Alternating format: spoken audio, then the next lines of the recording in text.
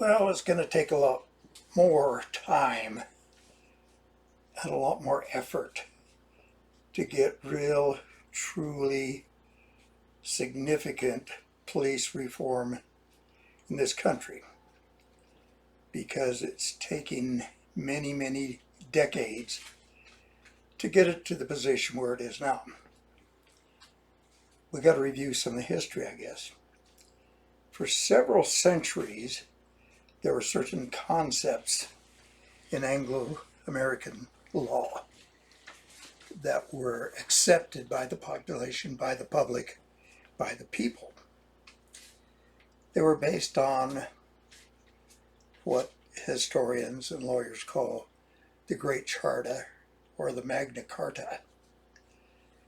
One of the things about the Magna Carta is it spelled out certain rights that citizens of a nation can expect and certain rules by which the sovereign will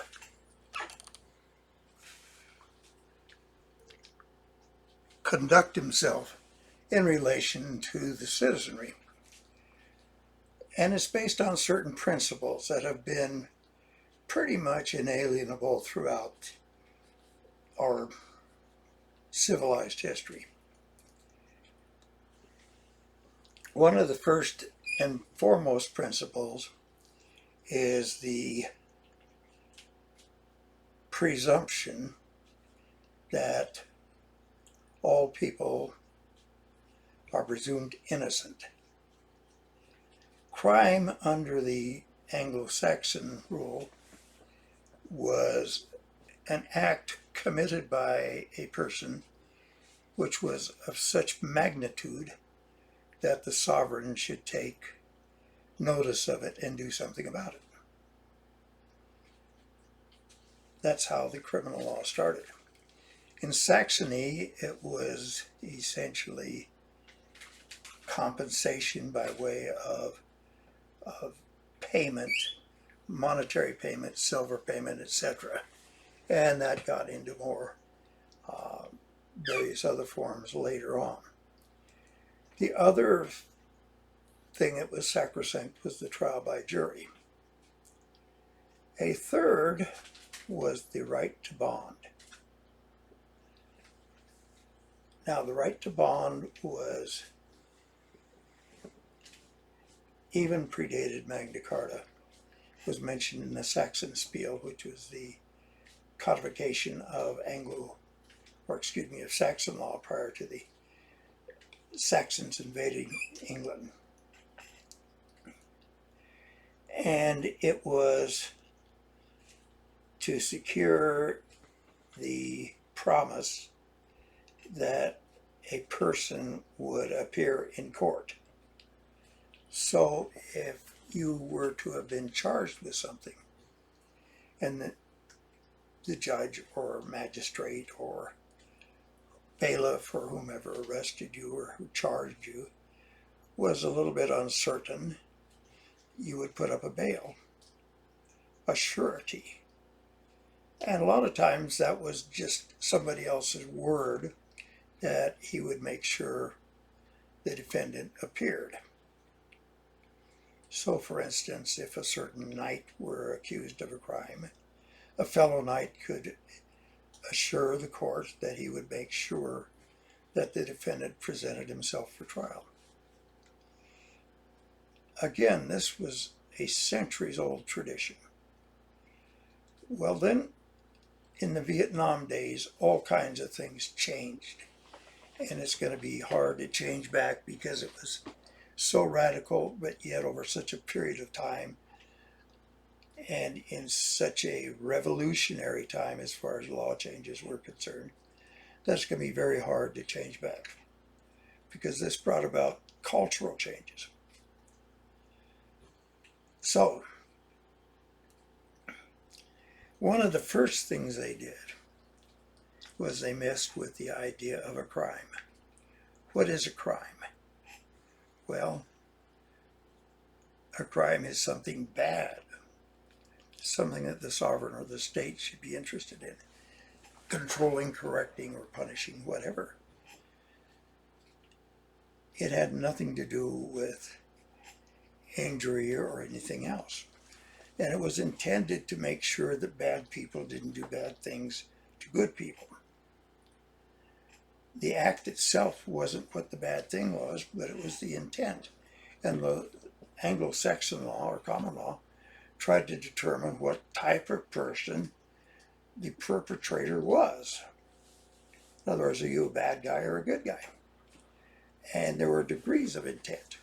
But in order for something to be a crime, a criminal act, there had to be a specific intent. And the specific intent couldn't be a general one. You had to specifically wish to endanger or hurt or damage another. So, for instance, I am discussing with this pen, and I'm talking in a lecture, and I gesticulate, and a student pisses me off. So I look at him and I say, I really got to shut this kid up. He's been a pain in my ass all semester. So I take the pen and I deliberately aim it at him. And it hits him in the eye. Now, I intended to do him harm. That was a crime. There was a specific intent to do him harm. That's prosecutable. Now let's take the same instance and I'm gesticulating. And I just generally throw it at the guy in order to get his attention. I know a couple times when I was a musician playing in orchestras, occasionally a conductor got impatient and would throw his baton. It's a situation like that. If there was an injury, it was probably a misdemeanor offense, or it could have been. But let's take another instance. The conductor's going with the downstroke and it slips out of his hand, hits somebody in the eye. Is that a crime? No. Why isn't that a crime? There was no intent. But then people got more and more confused with the idea of intent and started confusing it and feeling sorry for people, thinking there ought to be compensation. And as the drug cases took up more and more court time, things had to be substituted. So all of a sudden, compensation became a function of criminal courts through various schemes such as restitution laws, things like this. It's because there wasn't any efficient civil court in which to get compensation or in which to rectify wrongs. So they criminalized things. Now, instead of determining whether or not the person accused of a crime is a good guy or a bad guy, that doesn't matter.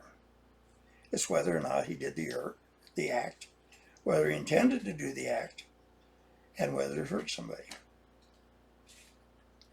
And if it consequently hurt somebody, that was a crime. And therefore, his negligence could be punished, which never really happened until about 1960 or 1970, after all those centuries. So there was a quantum change in how you defined crime, and that changed the numbers and the statistic drastically. On top of that, they decided that we needed preventive detention, that people arrested at crimes were probably or could be dangerous, and therefore they ought to be held until trial and denied bond if there was any uncertainty. So they started playing with bond. And I'll do more later